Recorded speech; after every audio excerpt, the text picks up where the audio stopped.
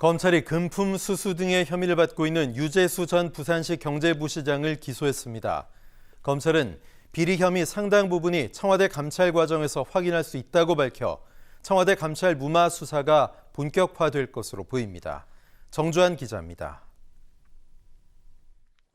검찰은 유 전 부시장을 뇌물수수와 수뢰후 부정처사 등의 혐의로 구속 기소했습니다. 구체적으로 초호화 골프텔 무상 사용과 고가 골프채, 항공권 구매 비용, 부동산 구입 자금 무이자 차용 등 5천여만 원에 달하는 금품과 이익 등을 수수하고 부정행위를 한 혐의가 인정된다고 밝혔습니다. 금품 등을 제공한 4명은 유 전 부시장과 직무 관련성이 높은 금융업계 관계자들이었다며 모두 유 전 부시장의 요구에 따라 오랫동안 지속적으로 다양한 형태의 금품과 이익 등을 제공해왔다고 설명했습니다. 검찰은 이 밖에 추가로 유 전 부시장의 해외 체류비 관련 의혹에 대해서도 해외 계좌 추적 등 형사 사법공조를 요청해놨다고 덧붙였습니다.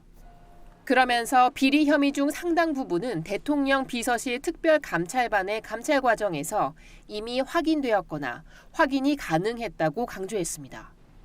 현재 유 전 부시장에 대한 감찰이 중단된 배경과 누가 이 같은 결정을 내렸는지 등 위법성 여부를 수사하고 있는 만큼 청와대에서 직무유기가 있었다는 점을 지적한 것으로 풀이됩니다. 감찰 중단 최종 결정권자가 당시 민정수석이었던 조국 전 법무부 장관이었던 만큼 조 전 장관 소환이 임박했다는 관측도 계속 제기되는 상황.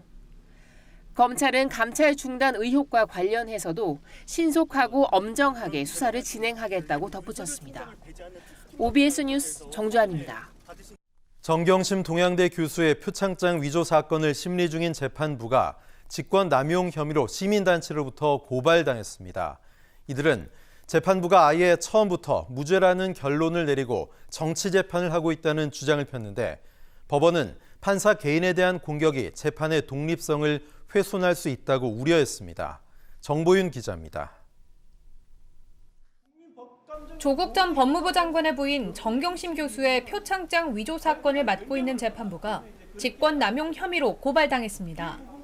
검찰이 신청한 공소장 변경을 불허했다는 이유에서입니다. 법치주의 바로세우기 행동연대는 담당 판사의 재량권 남용이 위법하다고 주장했습니다. 공소장 변경 신청을 불허해가지고 만약 무죄를 선고한다면 그 국민적 분노를 감당할 수 없을 것 같습니다.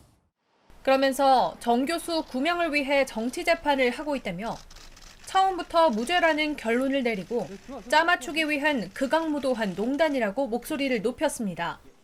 재판부는 즉각 반발했습니다.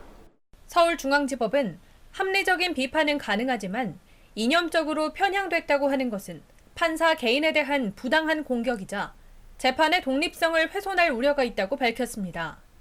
앞서 법원은 지난 10일 검찰이 신청한 동양대 표창장 위조 사건의 공소장 변경을 허락하지 않았습니다. 공소사실의 동일성이 인정되는 범위에서만 변경이 허용되는데 새로운 공소장에 중대한 변경이 있다고 판단한 겁니다.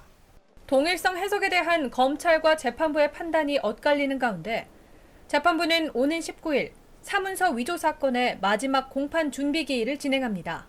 OBS 뉴스 정보윤입니다.